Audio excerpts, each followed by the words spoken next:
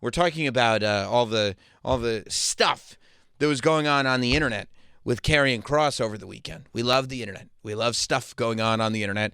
If you have an opinion about it, 877-344-4893. And look, I don't know what's going on. I don't know what the hell is going on. I enjoy it. I like not knowing what's going on. I try to keep it that way. I like not knowing what's going on because it allows me to speculate as wildly as humanly possible. If I have an idea of what's going on, you can only be so wild. But if you have no idea what's going on, the wildness of the speculation can know no bounds. So look, I mean, if it's me, I go, okay, let's leave Karrion Kross in the alumni section of WWE.com. Right? And then I don't know where and I don't know when. I think you want to maintain a little bit of this what is going on momentum, but you don't want to do it for too long, right? You don't want to make it so that people get soured by it. I would love it if at some point, maybe when we least expect it, maybe we see Karrion Kross on some indie shows. Maybe he takes a weekend here or there. Maybe he tries to get Matt Cardona's Internet Championship away from Shotzi. I don't know. Maybe, he shows up at GCW Homecoming, that's later this month. I don't know. But at some point, I would love to see Kross show up on WWE television, shaved head, goatee, and here's Killer Kross back. And I think now's the time, because, when you think about it, it's like Karrion Kross is somebody that has been a part of the WWE for a long time, but really his best, I don't know if his best stuff, but is the stuff where he was at his most, feared. The stuff where it was like, uh-oh, here comes Kross, is the NXT stuff, right? When he, just destroyed the whole roster and became the NXT champion. Because then he has his first WWE run. Not great. Then he comes back for the second one, and it starts strong, but it peters out a little bit, and it's a little up and down here and there. I think if you want him to come back as a beast, shave that man's head again. Go tee it up, and just come back smashing people. Figure out who it is at first. But, come back, I would think come back as a heel. I think it's going to be tough to get people to boo you, but regardless, because I think if you reintroduced Killer Kross as that Lord of Destruction that he was in NXT, then you can do matches with a Drew McIntyre, with a Gunther, with a Brock Lesnar, with all the, and sometimes he doesn't have to win every single match like he did in NXT. That's an impossibility. But I do think that you can make him a killer again, and I think part of that would be having him come out as Killer Kross and making references to all that, being this kind of loose cannon, for lack of a better term, because that's Brian Pillman, character, where you don't know what he's going to do next, and you don't know where he's going to be next. And he does seem to kind of march to the beat of his own drum. And I think that's got a possibility of being extraordinarily compelling and just keeping things interesting. And that's all you really want to do, Let's go to Steve in Brooklyn. You want to call in? It's 877-344-4893. What's up, Steve? Hey, Sam, huge fan, first-time caller. Just want to say I think you're the busiest guy in professional wrestling, dare I say. Well, I think some of the wrestlers are pretty busy, but as far as non-wrestlers go, I think you might be right. I think so. Except I'll tell you what. I'll tell you who's busier than me. Whoever at TKO is doing all these media rights deals. They may be busier than me. But other than that, I'll take the compliment. That's definitely true. I wanted to go back to something that happened a couple of months ago and you always say everything counts. Everything counts. There was a segment in the locker room where Braun Breaker addressed Kross getting in their business twice. And then Seth kind of writes it off. He's like, yeah, nobody likes Kross. Why would they even – and he was at the time embroiled in building up that feud with Sammy. Mm-hmm. I just feel like he's going to come back and be injected into that situation somehow. Maybe it's Breaker, maybe it's not Seth right away, but I just feel like he's the Punisher in Marvel. He's that guy. Ooh, I love that because it's like he still gets to maintain that heel ish quality, Yes. but he's really a babyface. Like he's going after these bad guys that doubted him. And yeah, and I mean that is the idea of like, I mean, look, Seth has a very full dance card right now between LA Knight and CM Punk and Jey Uso and now like Sami Zayn. Roman Reigns' face is on the poster for Clash in Paris, which at some point we'll get into today. Like, but still, the idea of Killer Kross coming back and now it's less like Karrion was all about, you know, exposing the truth on people and everything. But what was the Punisher's motivation? Vengeance, right? That's what that Punisher character was based on. Enacting justice because of vengeance. So the idea of Killer Kross coming back seeking vengeance and going right to the top and looking for that world heavyweight champion and starting a story with Seth Rollins, I think it would be different. I think it would be compelling. I think it would be pretty cool. Hell yeah, absolutely. I love a good Sam fantasy booking. So if you figure out how we get there, please let us know. I will. Thank you, Steve. I mean, you know, it could be as simple as like, you know, maybe, who knows, maybe even we wait 3 weeks, wait until Paris, right? Who knows what Seth is going to be doing in Paris. But it could be, because right, like now that Roman Reigns' face is on the Clash in Paris poster, you could end up with a 6-man tag where you got Roman, Punk, and LA Knight versus Seth, Bronson, and Braun Breaker. And the whole dynamic of that would be the babyface team doesn't get along with each other. You could do that. Or you could end up in some kind of multi-person match for the world title just because Roman and Punk and LA Knight don't get along with each other. But I would have to imagine that somehow Seth, LA Knight, Roman Reigns, and CM Punk have to all be involved in something. What if, like, Seth is able to escape whatever that something is, and then at the end of the show in Paris is when Kross jumps over the guardrail with a fully shaved head and just starts destroying. I mean, he might destroy everybody, but I would have him keep his, if you wanted to be a babyface, keep his hands off the babyface, have Roman and LA Knight and CM Punk and whoever else is involved. Maybe they're outside the ring looking on like, what the hell is going on? What even is this? And Kross is just in there like attacking Rollins, attacking the other Heyman guys. And then when you get to Raw after Clash, you can have Seth saying, I don't want anything to do with Kross. I don't even know who he thinks he is. He's not getting anywhere near a championship match. And then Kross has to fight Bronson Reed at a PLE. And then Kross has to fight Braun Breaker at a PLE. And maybe if that momentum is still there and the fans are still behind Kross, maybe that's how he builds up to a Seth Rollins match. Maybe. Or maybe he's done with WWE. You know, I mean, who knows? Who knows? I certainly do not. Jim in Wisconsin. What's up, Jim? Oh, I was telling my guy I went to answer the phone, could I have him team up with Roman Reigns against Seth and the guys? I mean, do you really want, I appreciate the call, but like, it's impossible for Kross or anybody.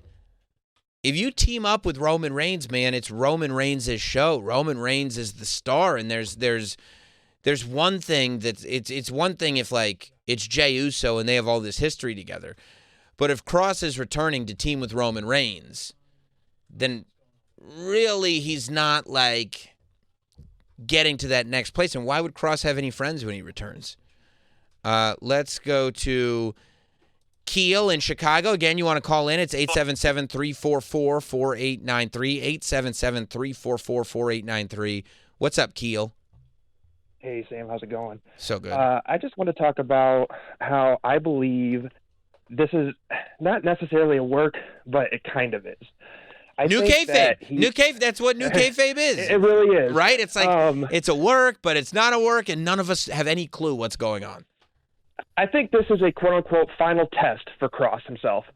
He's already proven that he can get over while he's not there. He's not being put on the show. He's already proven that he can get the social media numbers that they want, and he's already proven on the merch sales 1 month. He said himself on the video that was released yesterday that some significant names told him to, quote, ignore the we want Kross chants because they will fizzle away or go away. And they didn't. They got louder. So I think that this is the test that they're going to show to see if he can keep the people chanting week after week, even with him gone. If he keeps the "We Want Kross" chant trending number one, then they will bring him back and maybe even put the proverbial rocket on his back.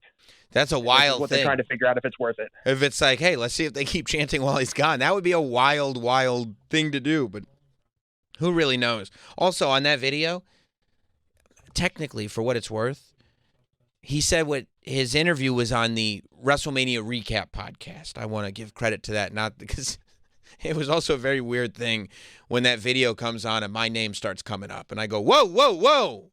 This feels a little hot for your boy Roberts. I don't know. Chastity in New York. What's up, Chastity? What's up? How you doing? Good. Just want to say I'm a big fan of this podcast. I just recently got into it with the new SiriusXM, and it's awesome, man. But, Awesome. Thank you. I'm in the of course. I'm in the non-majority. I'm not a big Karrion Kross fan. I won't lie. Like, Come on, dog. I really, I know. I really don't see the hype though. I was at SummerSlam, and honestly, for me, his match was like a snoozer. I went to go get something to drink, This is insulting. And I feel like with I know. With this whole movement, I feel like we already got Truth. We had the We Want Cody. I think this is like Triple H is done listening to us. I'm not gonna lie. I feel like this is it. Like I don't think it's a work. I think he's really gone, and that's it. Well, you're a bummer. I know. Thank you. I don't know. Yeah, of course. No, I mean, look, I don't think there's ever there's no such thing as done listening to fans. I don't think that's a thing. And I don't think that ever has been a thing. There have been times where fans have been listened to and not listened to, but the idea of, no, we're done with that, I don't think that's ever, effective business-wise. Let's go to Devin in Jacksonville. What's up, Devin? Yay. Yay. Hey, two quick things, if I may. One, absolutely recommend Killer Kross's book. It's awesome all the way through. I was able to listen to it over the weekend. Absolutely excellent. The other is, I think in the video he dropped over the weekend, he gave us hints that he's staying with WWE. Now, Chastity. This is what I like. This is fun. Okay, what are the hints, Devin? He had mentioned that he had spoken to R-Truth. Right. Now, R-Truth had his thing a couple months ago, right? Right. He had said that Truth told him the one thing they will never be able to take away from him is the fan support, that quote-unquote title. Right. The other hint was he said that he will never lead his fans astray, intentionally anyway. Mm. So I believe that everything he's doing right now is fitting into a piece of everything he's doing right now is for us, the fans. Man, I think what's the previous caller likened it to the Punisher storyline, right? He's the anti-hero, man. He and by the way, I mean, who's the most famous anti-hero in the history of professional wrestling? I would say Stone Cold Steve Austin. Who did Paul Heyman, who doesn't say anything by mistake, who did Paul Heyman compare Karrion Kross to when Ariel Helwani did the interview with Heyman last week? Stone Cold Steve Austin.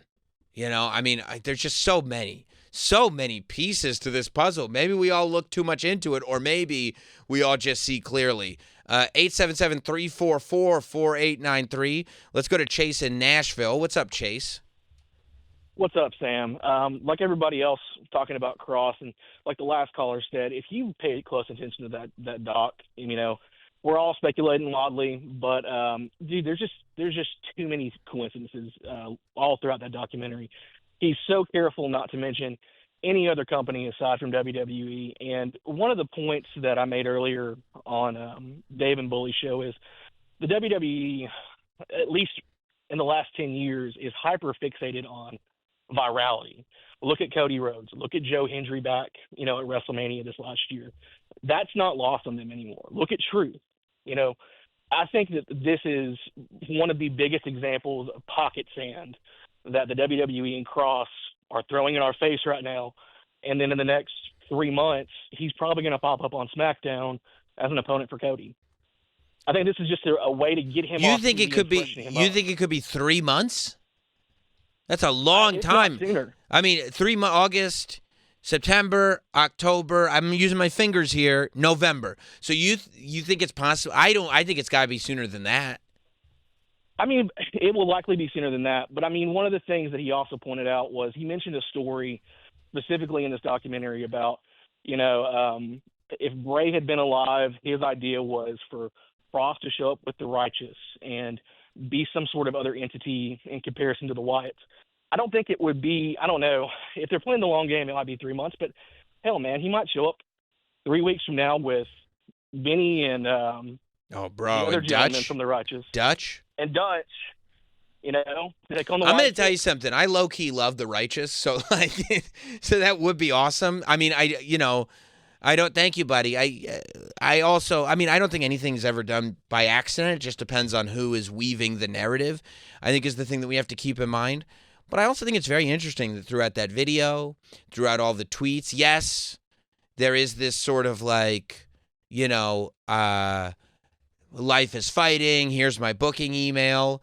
But, R-Truth sent out a tweet when he got informed that his contract wasn't being renewed, saying that he was done with WWE. Ashanti the Adonis, yesterday, he also put out a tweet that said his journey with the WWE, at least up till now, has come to a close, that Ashanti the Adonis is not going to be on WWE anymore. Kross never actually said that. He never said, I am done with WWE. He's never said he doesn't want to return to WWE. Like, there are certain things, and part of the Kross character, and again, you're like, is this the character? Is this the man? Is this kayfabe? Is this not kayfabe? That's the beautiful thing about new kayfabe. It's all one thing. And his character on television was that he never lied. His character was, I don't tell lies. I expose people who do tell lies, but I don't tell lies. And the way this messaging has come from Kross, it has come in a way where if he shows up in a different organization and he is done with WWE, as has been stated, he has not lied. However, if he shows back up on WWE television, he also has not lied. If he were to show up on WWE television tonight, next week, Clash in Paris, 3 months from now, like that gentleman said, technically, based on the words that he has said, whether it be on social media, whether it be in interviews, whether it be in this documentary that he put out yesterday, technically, he hasn't lied about anything.